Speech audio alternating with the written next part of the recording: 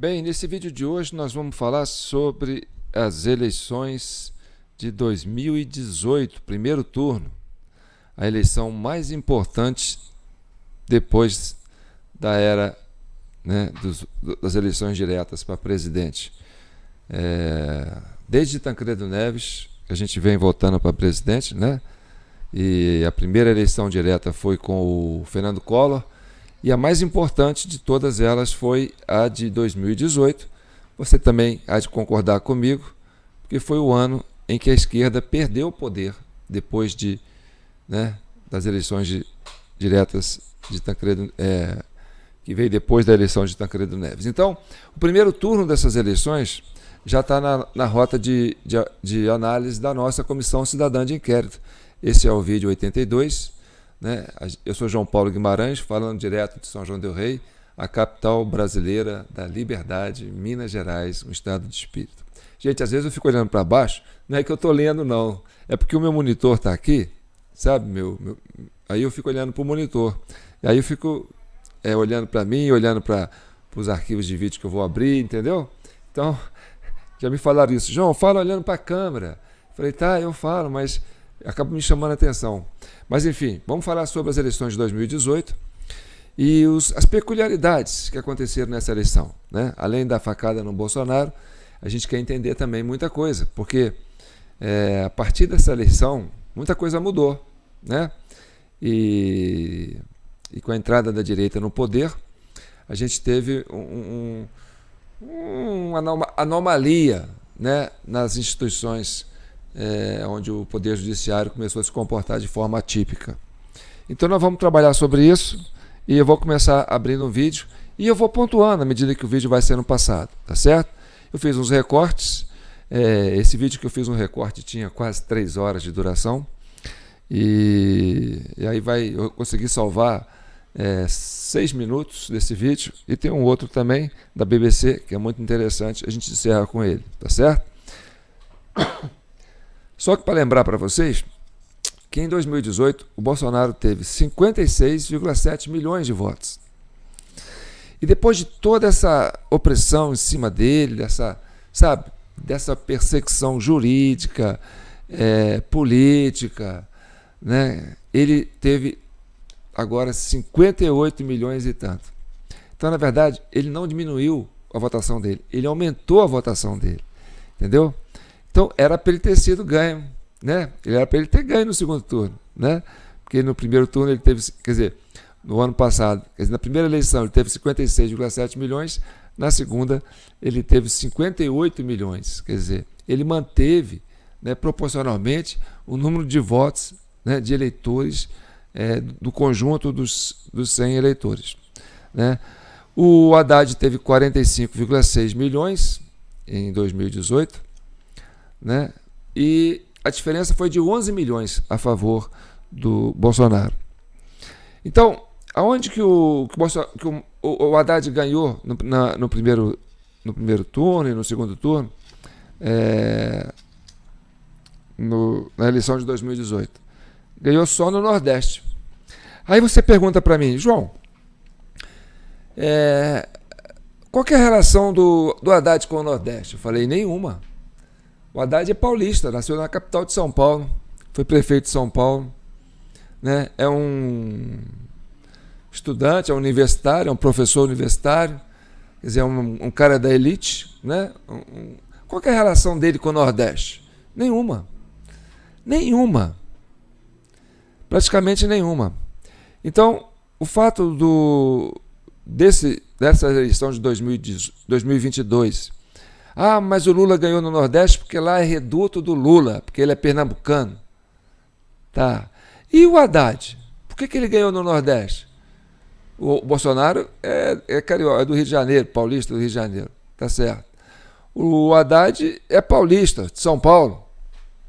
Então, qual é a relação dessa votação expressiva do Haddad no Nordeste, se ele não tem vínculo afetivo com o Nordeste? Mas ele é do Lula. O Lula estava preso. E o Nordeste estava rejeitando o Lula, porque na época o Lula ganhou um karma de foi preso por corrupção, a maior corrupção da história do planeta, o PT não serve. Vamos entender isso? Então tá. Então vamos lá, vou começar a abrir o vídeo e a gente vai pontuando aqui as peculiaridades que a gente tem que investigar sobre essa eleição de 2018. Tá certo? Vamos lá.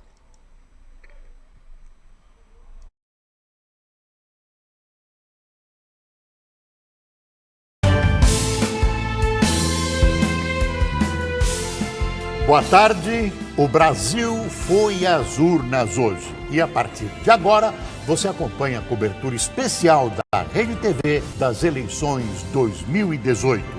Ao vivo, a apuração dos votos e análise dos resultados.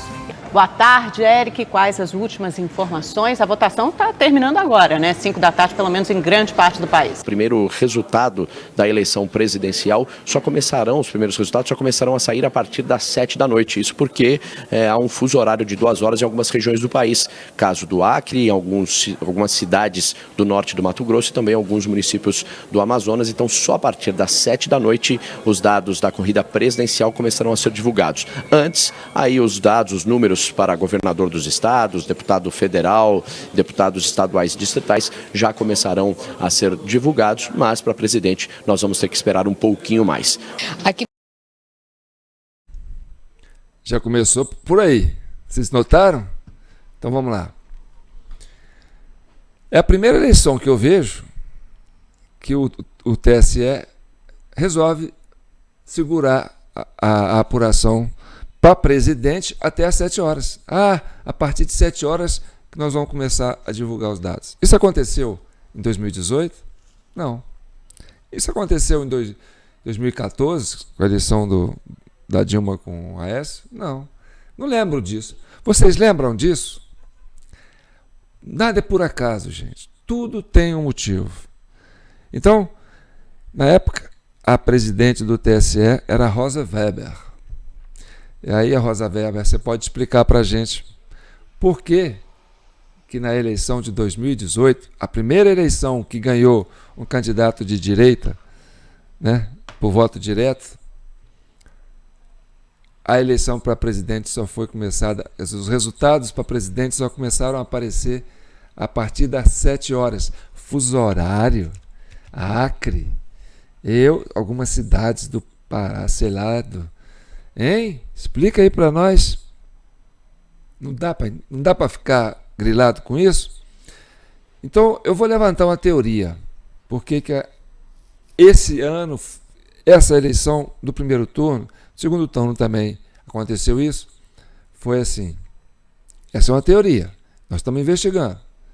Ou seja, abre primeiro as urnas que chegam completas, né?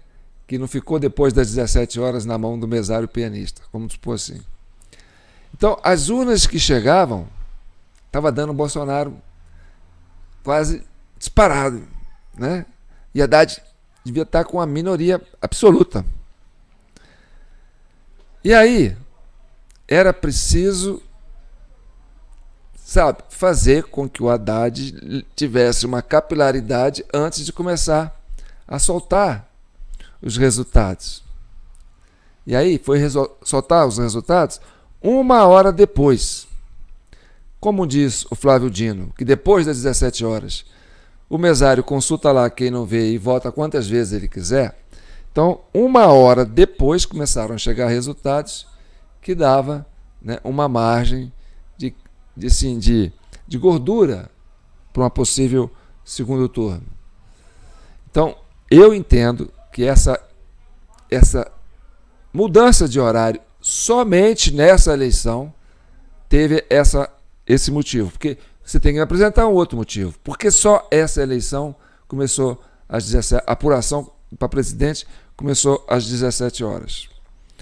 Então vamos ver.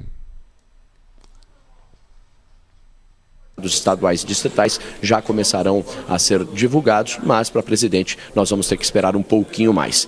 Aqui no Rio de Janeiro nós tivemos um grande problema aí na demora para votação, muitos eleitores relatando que ficaram aí cerca de 2 horas na fila. Segundo o TRE, isso aconteceu por 3 motivos basicamente. O primeiro deles é a quantidade de candidatos, não é mesmo? Esse ano nós tivemos 6. A outra questão também o número de zonas eleitorais extintas, que foram 84, e a questão da biometria. Eles fizeram uma parceria com o Detran, então os dados, a biometria estava sendo validada na hora, o que causou aí um estranhamento dos eleitores. Eles acreditam aí que mais uns 30 minutinhos para todas as sessões serem encerradas. Outra questão, a biometria. E olha, o cadastramento do Detran, isso aí foi em 2018. 2022, você viu o Alexandre de Moraes falando que 8 milhões de eleitores não sabiam que a urna, que a digital dele não estava cadastrada, e aquele Detran, quer dizer, ele se enrolou e não explicou. Ou seja, não tinham gente com digitais cadastradas mesmo. E aí a turma estranhou e falou isso. Pô, por quê? Porque eu estou votando sem digital? Quem está abrindo para mim? O mesário? Vai vendo.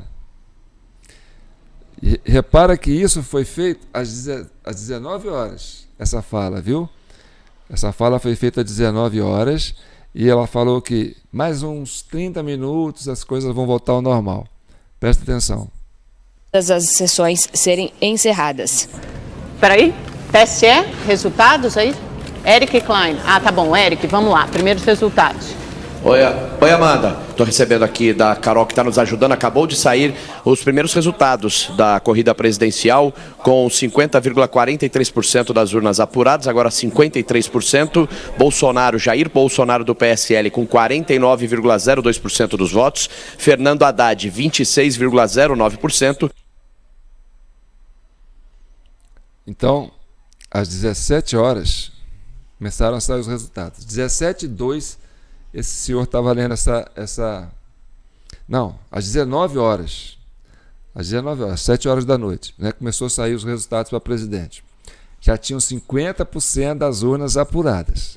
Bolsonaro com 59,2%. Ele estava a 0,8%, menos de 1% para ganhar no primeiro turno.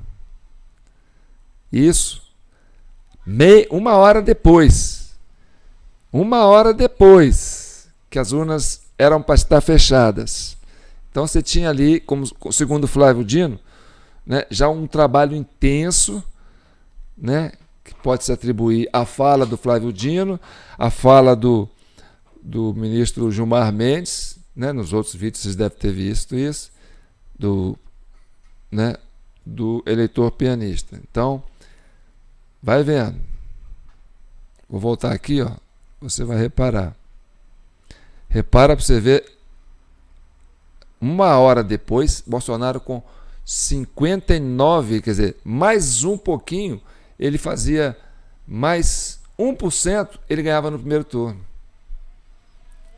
Os primeiros resultados da corrida presidencial, com 50,43% das urnas apuradas, agora 53%.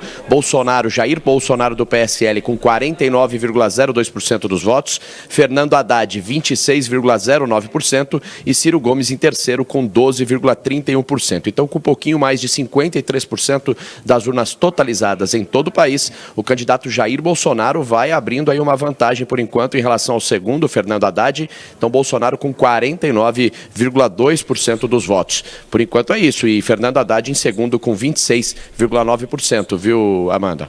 Muito obrigada, Eric. Mais da metade das urnas apuradas, mas começa pelo Sudeste, né? Igual 2014, tem que repetir mesmo. Agora vocês prestam atenção na fala que vai acontecer. Olha só, começa pelo Sudeste, mas presta atenção que as urnas do Nordeste ainda não chegaram. Presta atenção. 9%, viu, Amanda? Muito obrigada, Eric. Mais da metade das urnas apuradas, mas começa pelo Sudeste, né? Igual 2014, Sudeste, tem que é não onde, repetir o mesmo porque erro. eu lembro da 2014 outra foi igual. vez. 2014 não, chegaram a Aécio comemorar, já ganhou, né? Aécio já ganhou. Aí Não, chegaram os votos calma. do Nordeste. E como dizia o Lula, era menos verdade. Menos não verdade. aconteceu. Sudeste é onde o Bolsonaro se sai melhor, né? A gente Mas lembra o que Alckmin Distrito com Federal 4, é melhor, então assim, O Sul Bolsonaro, e Sudeste... com 49%. Em 53% das urnas apuradas, o Bolsonaro com 49% dos votos válidos. E o Alckmin com 4%, dá para ver para onde foram os votos do Alckmin. Dá para pegar nos votos até. É sólido a informação. Exatamente.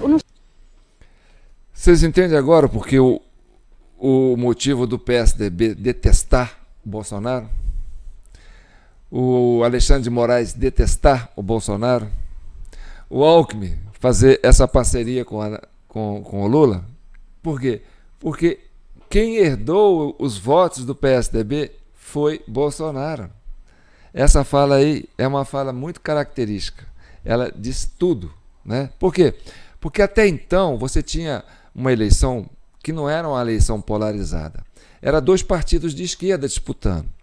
Então o povo sabia assim, ó, tem o PT que é isso, tem o PSDB que é aquilo, os dois é a mesma coisa, eu vou no menos pior e tal, mas era uma coisa assim, sabe? O povo não tinha muita expectativa de mudança, mas ainda assim tinha uma divisão. O eleitor que votava no Bolsonaro tinha uma expectativa melhor no PSDB, né? E o pessoal do Nordeste, né, é que vem fazendo a diferença, e a gente sabe como, né? Então, essa colocação dessa senhora, falando dessa menina aí, que está hoje na Jovem Pan, né? Falando da presença. Não, essa não está na Jovem Pan, não. A que está apresentando é que está. Então, preste atenção. Melhor, então, assim, o Sul Bolsonaro, e Sudeste... com 49%. Em 53% das urnas apuradas, o Bolsonaro com 49% dos votos válidos. E o Alckmin com 4%, dá para ver para onde foram os votos do Alckmin. Dá para pegar nos votos até. É sólido a informação. Exatamente. No Senado é importante a gente apontar que tem uma particularidade, que é o seguinte: o Senado, ninguém sabe quem vai votar para senador. Decide muitas vezes na última hora. Então, quando você olhava os votos brancos e nulos indecisos, os dois somavam quase 80%. Essa informação é importante. Que ela fala, Senado ninguém sabe para quem vai votar. Quando você olha votos nulos, brancos, indecisos, dá 80%. Isso é uma reflexão muito importante para a gente fazer. Sabe por quê? Porque a eleição para Senado é igual uma eleição para presidente. É como se você estivesse votando numa chapa majoritária. Então você vai votar, por exemplo, para presidente, você tem o senador do presidente, e você tem o senador dos partidos que apoiam o presidente em cada estado, né? E os senadores dos partidos que apoiam a oposição. Então, não é aquela quantidade de deputados misturada assim, que é um monte. Cada partido apresenta aí uma chapa com mais de 20. Aí aquela quantidade de deputado, cada um escolhe um.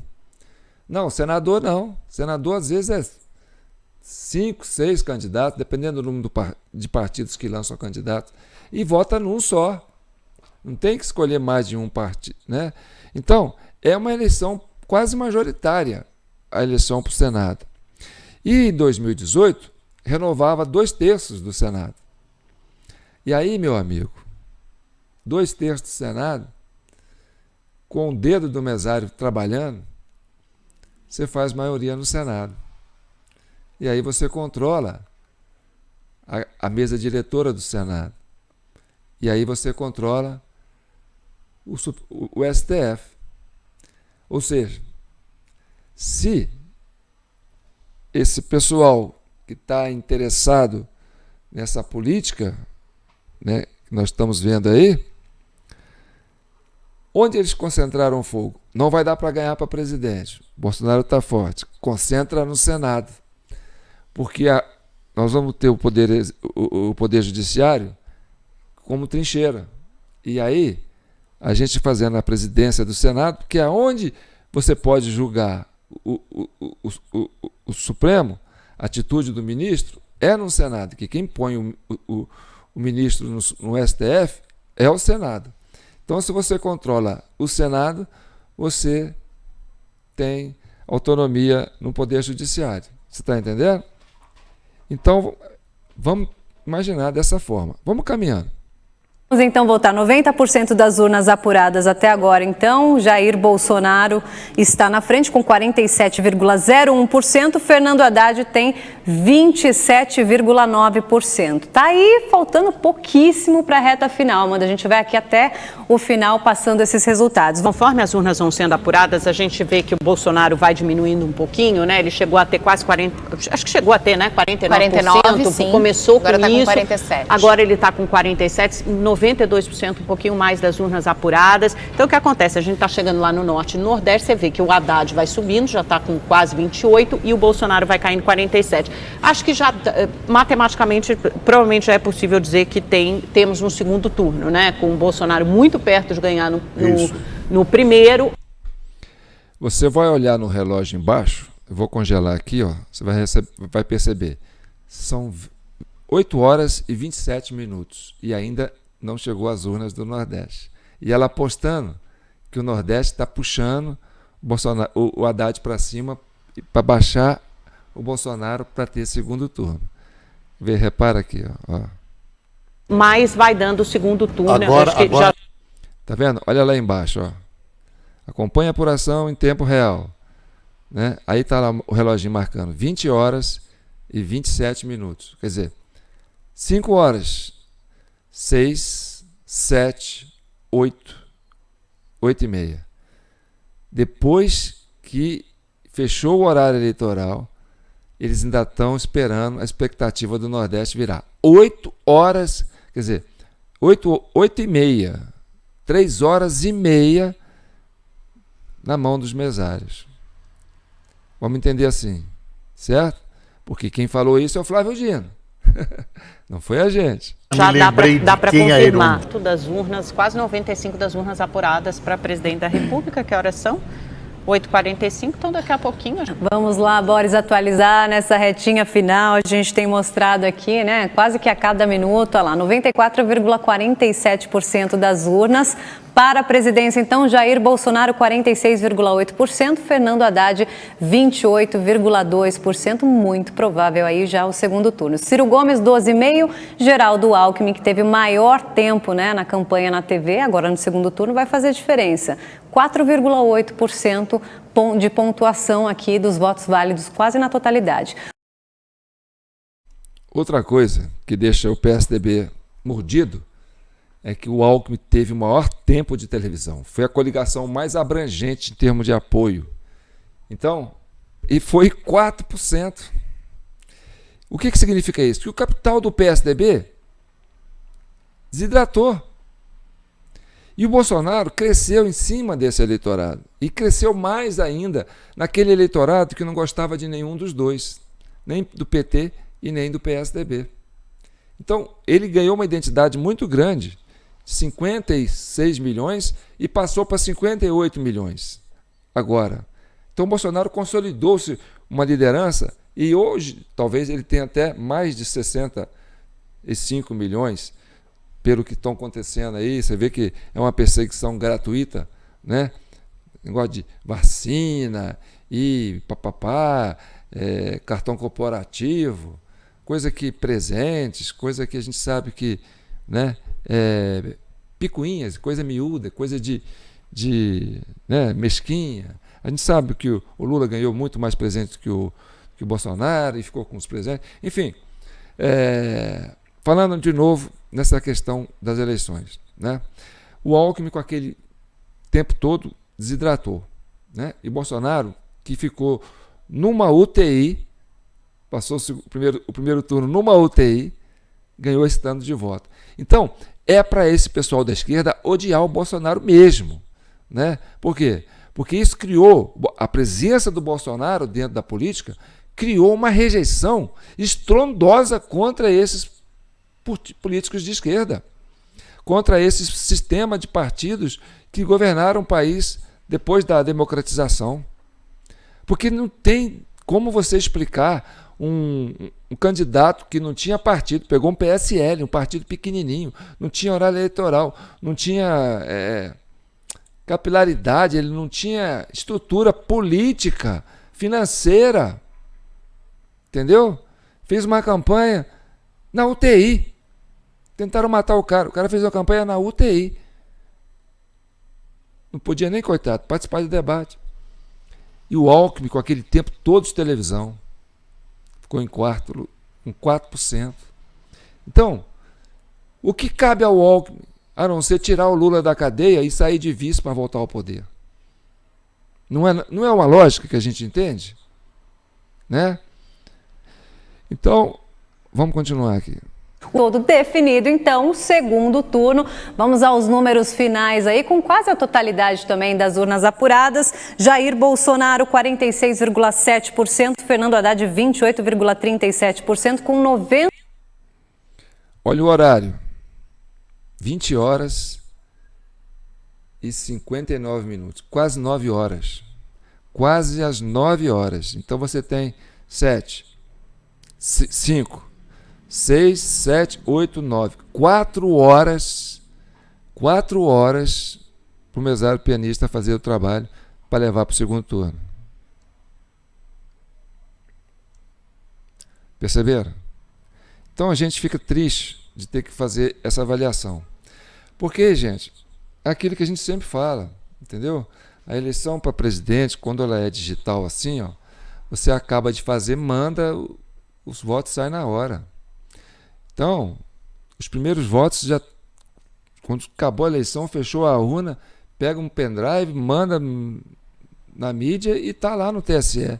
E faz a somatória. Isso aí é instantâneo. Isso aí é automático. Não tem que ficar contando voto por voto, não. Não justificava ficar até 5, 6, 7, 8, 9, 4 horas segurando urna, entendeu? Para poder levar esse negócio para o segundo turno. Por que é importante levar para o segundo turno? Porque no segundo turno a expectativa da esquerda era o seguinte: não, agora o Bolsonaro é ele sozinho e agora a gente vai unir a esquerda, vai unir o PSDB, vai unir o Ciro, vai unir a Marina, vai fazer uma frente ampla, entendeu? Nós vamos ter a imprensa toda do nosso lado, nós vamos poder refazer. Então a expectativa era levar para o segundo turno, por quê? Porque aí a chance do Bolsonaro perder era maior, entendeu? Então houve, sim, eu entendo, né, que houve um esforço, e aí eu não entendo até onde que a participação do TSE nesse processo, pelo fato de passar a apuração para as 17 horas, quer dizer, para as 19 horas, né?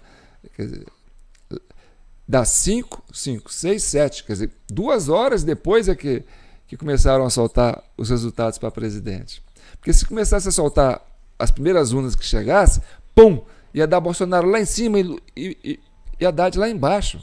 Isso ia ficar suspeito, no meu modo de entender. Entendeu? Por quê? Porque as urnas que chegam primeiro são as do Sudeste. E no Sudeste o Bolsonaro estava bombando. Entendeu? Então tinha que esperar as urnas do Nordeste chegar. Só acabaram de chegar por volta de 9 horas, quase 4 horas depois. Você está entendendo? Mesmo assim, para conseguir levar para o segundo turno. E a votação dele foi 11 milhões. Quer dizer, foi uma votação insignificante. Mas foi toda no Nordeste. Então vamos ver. E olha que ele é um candidato paulista. Haddad é um paulista, não tem história com o Nordeste. Ah, o Lula é pernambucano, é reduto dele. Sei lá se é também, entendeu? Porque o cara sempre morou em São Paulo. Mas Haddad não tinha histórico nenhum com o Nordeste. 96% das urnas já fechadas, 90 apuradas. Jair Bolsonaro, 46,7%, Fernando Haddad, 28,37%, com 96% das urnas já fechadas. Portanto, matematicamente, esse é o resultado, disputa de segundo turno.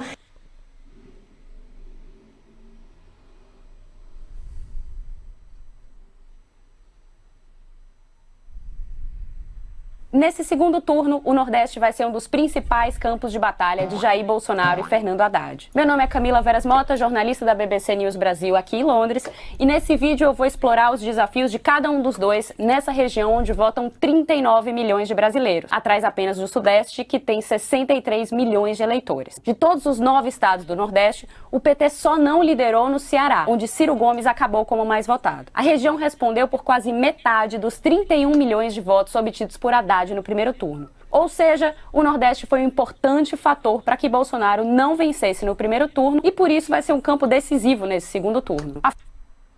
Entenderam? Que o Nordeste foi o campo decisivo para levar as eleições para o segundo turno, na expectativa de que pudesse fazer, né, um esforço maior para unir. Mas aí, qual era o poder de transferir voto do PSDB com 4% do Alckmin? O que aconteceu foi que o PSDB implementou, né, o sistema da Lava Jato para tirar o PT do governo, tirar a Dilma, prender o Lula, porque eles entendiam que o Aécio ganhou as eleições e que o negócio foi tirado deles, mas eles tinham que, né, fazer alguma coisa para reverter isso aí, e eles não sabiam como, né? Então, a prisão do Lula teve talvez essa intenção, tira o Lula da campanha, porque o Lula tem os esquemas dele, pai e tal, e aí a gente vai com o Haddad.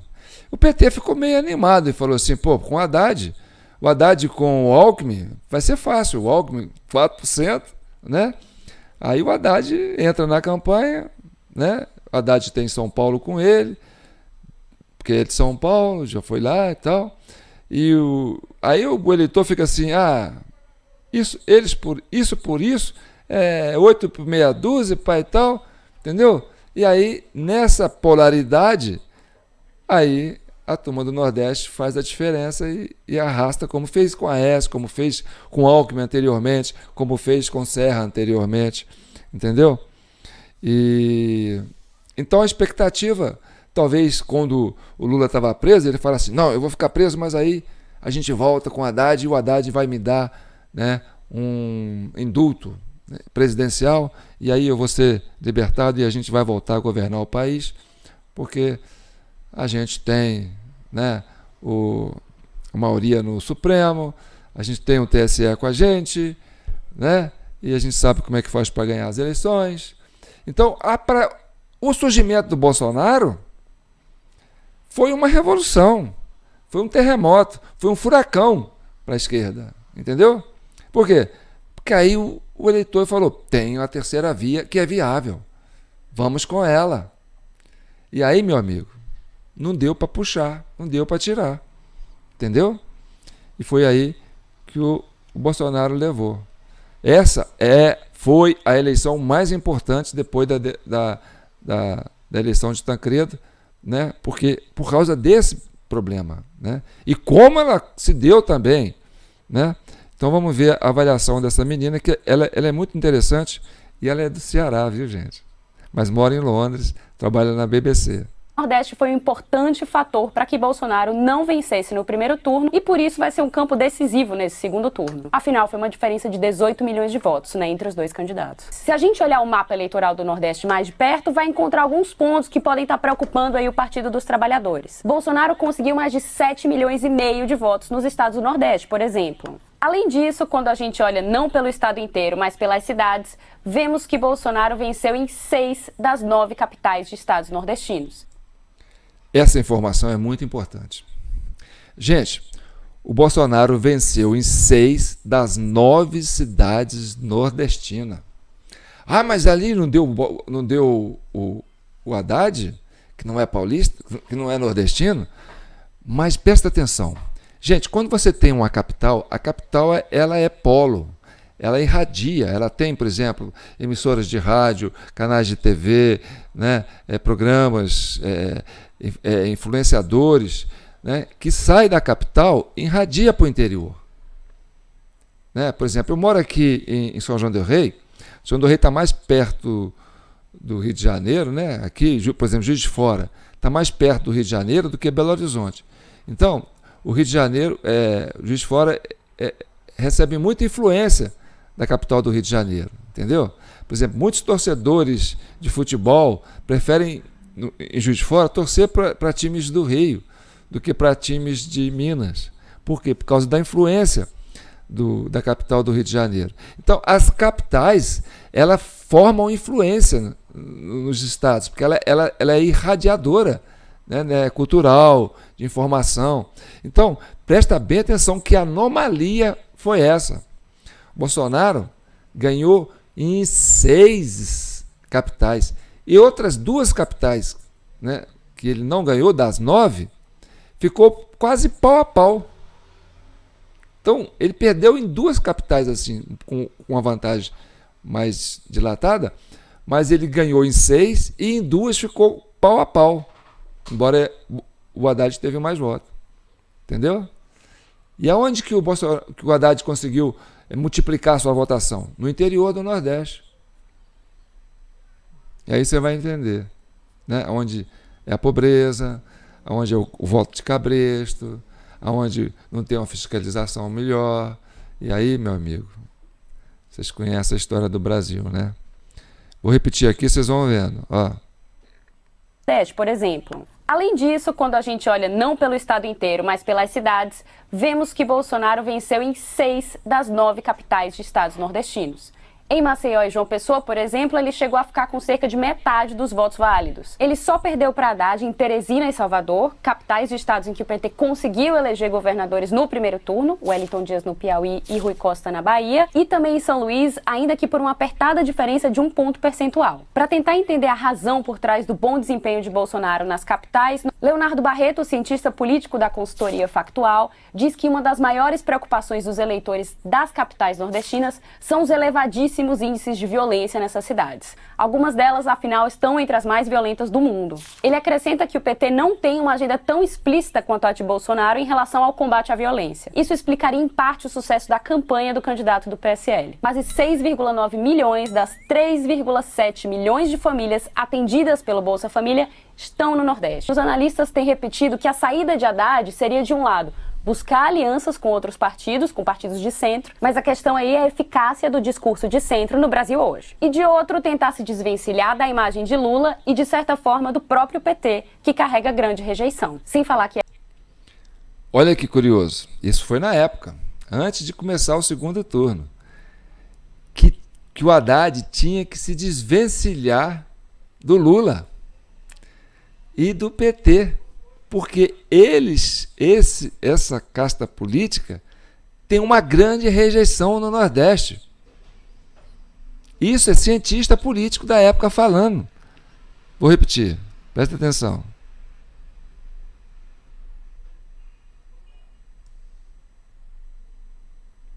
Leonardo Barreto, cientista político da consultoria Factual, diz que uma das maiores preocupações dos eleitores das capitais nordestinas são os elevadíssimos índices de violência nessas cidades. Algumas delas, afinal, estão entre as mais violentas do mundo. Ele acrescenta que o PT não tem uma agenda tão explícita quanto a de Bolsonaro em relação ao combate à violência. Isso explicaria em parte o sucesso da campanha do candidato do PSL. Quase 6,9 milhões das 3,7 milhões de famílias atendidas pelo Bolsa Família estão no Nordeste. Os analistas têm repetido que a saída de Haddad seria, de um lado, buscar alianças com outros partidos, com partidos de centro, mas a questão aí é a eficácia do discurso de centro no Brasil hoje. E de outro, tentar se desvencilhar da imagem de Lula e, de certa forma, do próprio PT, que carrega grande rejeição. Sem falar que essas são 2 estratégias que podem vir a enfrentar a resistência da ala mais ideológica do PT. Entendeu?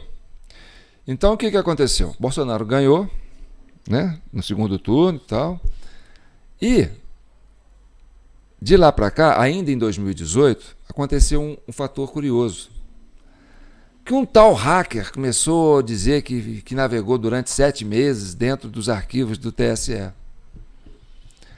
E aí, meu amigo, esse hacker vai para o jornal, acho que para Veja, não sei, e fala que ficou lá navegando. É mais ou menos aquela história do homem-bomba lá do aeroporto. Ah, eu vou pôr uma bomba lá no aeroporto. A hora que eu sair, eu pego o orelhão, ligo para a polícia e falo: ó, estou fazendo uma denúncia anônima que tem uma bomba no aeroporto. Aí vai lá. Entendeu? Não é mais ou menos parecido? Então saiu essa história que um hacker entrou nos arquivos do TSE, ficou lá navegando muito tempo. O Bolsonaro de gaiato pega isso aí e fala, ó, tá vendo? Teve um hack lá que ficou entrando lá, navegando. Aí, pronto. Deu motivo para quê? Para o TSE fazer uma reformulação nos arquivos e apagou todos os logs das urnas das eleições de 2018. Todos os logs das urnas das eleições de 2018. Quer dizer, sumiu com as provas. Por quê? Porque o log é a caixa preta da urna eletrônica. E o Bolsonaro era presidente. Entendeu? Estava com a máquina do Estado na mão. Olha o risco de pedir, porque o Bolsonaro sempre teve essa preocupação. Olha, eu quero voto auditável, eu quero voto impresso junto com o eletrônico, eu quero uma garantia, porque não é só era dele, isso aí era dele, era do Aécio, era do Alckmin, era da Simone Tebet. Quer dizer, teve uma votação no Congresso que mais de 90% votou pelo voto impresso, aí o Supremo foi lá e derrubou, entendeu? Olha só, Supremo legislando sobre as determinações do parlamento. Pô, se o parlamento é a casa do povo, se você vota no seu representante, quer que o seu representante vá lá e faça o que você está pedindo para ele fazer, ou seja, 90% da população pediu que quisesse, olha, nós queremos um processo eleitoral mais seguro, mais transparente, mais auditável, que a gente possa ter o voto impresso para a gente poder acompanhar. Era a demanda da época. Então, eles legislaram, aprovaram. O Aécio foi um dos que defendeu, pegou discurso lá, falou, não, vamos fazer o voto ditado. E o PT batendo contra. Não, que vai gastar papel. Não, que vai gastar muito tempo. Horas, vê se pode. E o Supremo vai, o Barroso vai lá no Congresso e vira o pessoal lá para não deixar acontecer. E depois sai no corredor falando, eleição não se ganha, se toma. E ainda continua ministro, entendeu? E aí você fala, vamos defender a democracia. Quem está defendendo a democracia? Se a democracia é a vontade do povo, o povo é o parlamento, nós colocamos nossos representantes lá, eles votam e o Supremo vai e derruba o que eles votam? Que democracia seria essa? Você está entendendo? Então é muito importante a gente avaliar essa questão. E aí aconteceu as eleições de 2022 e o Barroso, na época era presidente do TSE, falou, nós vamos publicar os logs das urnas, disponibilizar para os sites, quer dizer, no site, para a consulta dos presidentes de partidos, caso eles queiram. Publicou, o que aconteceu? O pessoal do PL baixou os logs. E aí fez a leitura dos logs. E aí identificou a participação, né, do dedo do mesário, influenciando o processo eleitoral. E aí foi fazer uma denúncia lá, olha aqui, nós achamos isso, pá.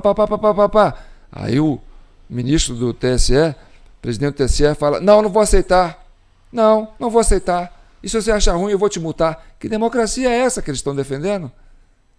Fala a verdade. Então tá. Então, gente, eu sou João Paulo Guimarães, falando direto de São João do Rei, capital brasileira da liberdade. Nós estamos aqui para pacificar o país. E tudo o que aconteceu de 2018 para cá, não é nem tanto já mais de 2022, né? 30 de outubro de 2022, porque entrou a discussão do hacker, o hacker citou o processo, né?